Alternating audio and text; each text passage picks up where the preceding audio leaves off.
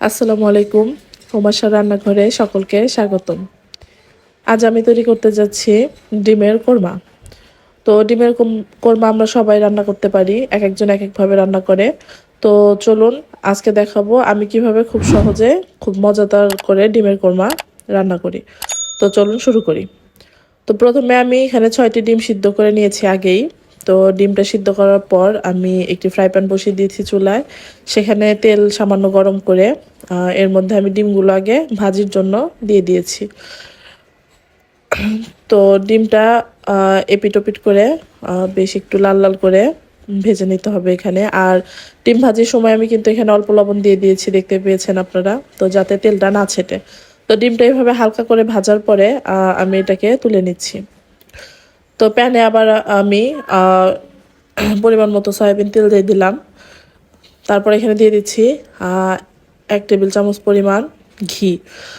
তো কোরমা রান্নায় ঘি ব্যবহার করলে কিন্তু ফ্লেভারটা অনেক বেশি ভালো আসে। তারপরে এখানে দিয়ে দিলাম তেজপাতা ফোড়ন আর গরম মশলার ফোড়ন। তো এগুলো একটু সময় ভেজে নিয়ে তারপরে এখানে আমি পেঁয়াজ বাটাটা ব্যবহার করব। এখানে আপনারা চাইলে পেঁয়াজ কুচিটা ব্যবহার করতে পারেন, তবে কোরমার ক্ষেত্রে পেঁয়াজ বাটাটা কিন্তু বেটার হয়। তো আমি এখানে 4-5টা পেঁয়াজকে ব্লেন্ড করে নিয়েছি। তো এখন পেঁয়াজ বাটাটা তেলের মধ্যে দিয়ে আমি এটাকে একটু সময় নিয়ে নাড়াচাড়া করে নেব। অবশ্যই চুলার আঁচটা মিডিয়ামে রাখতে হবে। পেঁয়াজ কিন্তু একটু যখন পানি শুকিয়ে আসবে তখন ফুটতে শুরু করবে। তো দেখতে পাচ্ছেন পেঁয়াজটা ধীরে ধীরে ফুটতে শুরু করেছে। তো এই পর্যায়ে আমি বারবার করে নাড়াচাড়া করে এটাকে 5 মিনিটের মতো তেলের সাথে কষিয়ে নেব।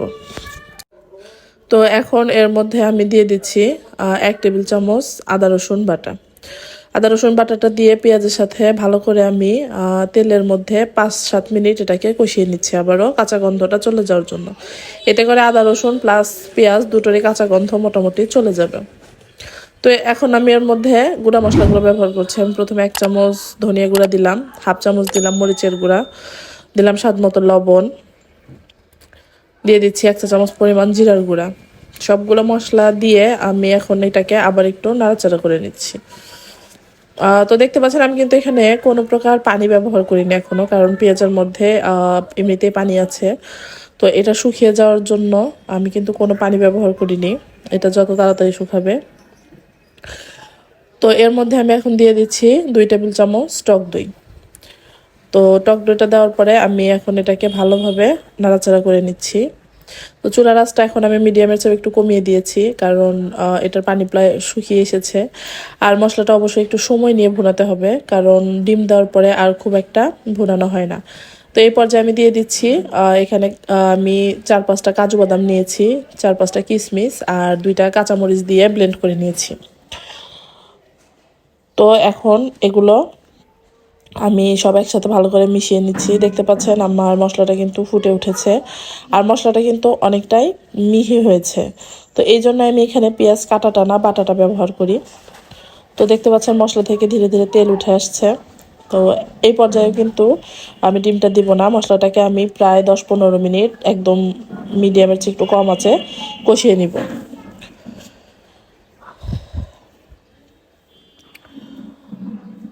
তো অনেকটা ক্রিমি ভাব কিন্তু আমার মশলাতে চলে এসেছে, দেখতে পাচ্ছেন আপনারা। এদিকে তেল মশলা সব উপরে উঠে এসেছে।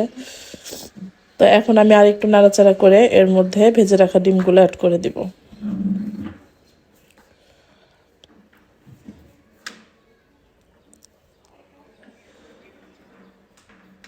তো এখন এভাবে ভেজে নিয়ে এখন আমি এর মধ্যে ডিমগুলো দিয়ে বেশি না 5 মিনিটের মতো এটাকে কষিয়ে নেব। যেহেতু আমি মশলাটা অনেকক্ষণ সময় নিয়ে কষিয়েছি, সেহেতু ডিম দেওয়ার পরে বেশিক্ষণ কষানোর প্রয়োজন নেই। তো ডিমটাকে আমি কিন্তু হালকা হালকা করে চিড়ে দিয়েছি, এটা আসলে ভিডিওতে দেখানো হয়নি। তো আপনারা মাঝখানে মাঝখানে একটু করে চিড়ে নেবেন, যাতে ডিমের মধ্যে মশলার ফ্লেভারটা ভালোভাবে ঢোকে।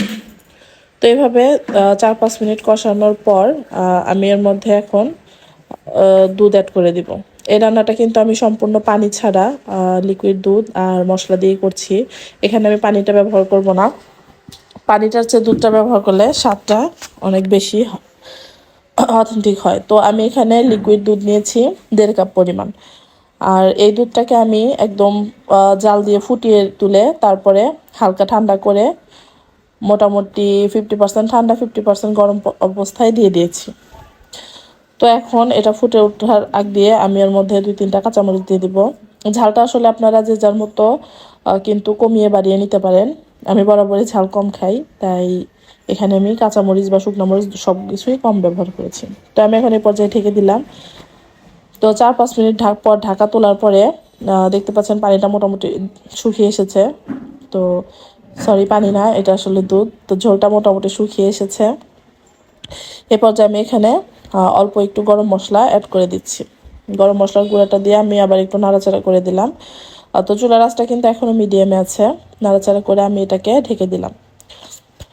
তো আবার 5 মিনিট পর ঢাকনাটা তোলার পর দেখতে পাচ্ছেন ঝোলটা অনেকটা গাঢ় হয়ে এসেছে। তো এখন আমি চুলাটা কিন্তু বন্ধ করে দিব।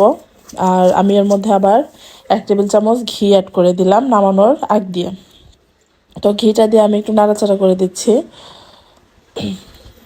নাড়াচাড়া করে এর উপর আমি এখন পেঁয়াজ বেরেস্তা দিয়ে দিব। আমি এখানে বেরেস্তাটা করা দেখাইনি, কারণ আমি নতুন পেঁয়াজ দিয়ে রান্নাটা করেছি। নতুন পেঁয়াজ দিয়ে বেরেস্তা তোলাটা একটু কঠিন, তো যার কারণে আমার সংরক্ষণ করা বেরেস্তা ছিল, আমি সেটাই অ্যাড করে দিলাম। তো এখন এগুলো অ্যাড করে আমি কিন্তু চুলাটা বন্ধ করে দিয়েছি। এখন আমি চুলার তাপ থাকা পর্যন্ত 5-7 মিনিট দমে রেখে দিব। তো ফাইনালি আমি কোরমাটা নামিয়ে নিয়েছি। দেখতে পাচ্ছেন ঝোলটা কতটা গাঢ় হয়েছে আর ক্রিমি হয়েছে। আর ডিমের কোরমাটা খেতে কিন্তু অনেক বেশি টেস্টি। তো এটাকে আমি এখন বাটিতে সার্ভ করে নিচ্ছি। তো এই ডিমের কোরমাটা অবশ্যই পোলাও দিয়ে সবচেয়ে বেশি মজা লাগে। তো আপনারা সবাই বাসায় কিন্তু একবার হলেও ডিমের কোরমাটা আমি যেভাবে করলাম সেভাবে ট্রাই করবেন। তো এটাকে বাটিতে দেওয়ার পরে আমি এখন উপর দিয়ে অল্প পরিমাণ বেরেস্তা ছড়িয়ে দিব। তো দেখতে পাচ্ছেন দেখতে যতটা ইয়ামি লাগছে, খেতেও কিন্তু অসাধারণ হয়েছিল। আর আপনারা সবাই একবার হলেও আমি যেভাবে করলাম সেভাবে ট্রাই করবেন, আর আমাকে কমেন্ট করে জানাবেন যে রেসিপিটা আপনাদের কেমন লাগলো। আর ধন্যবাদ সবাইকে আমার পাশে থাকার জন্য। আমার ভিডিও যদি ভালো লেগে থাকে আমার চ্যানেলটাকে সাবস্ক্রাইব করে দিবেন, আর পাশে থাকা বেল বাটনটি ক্লিক করে দিবেন সবার আগে ভিডিও নোটিফিকেশন পেতে। ধন্যবাদ সবাইকে। আল্লাহ হাফেজ।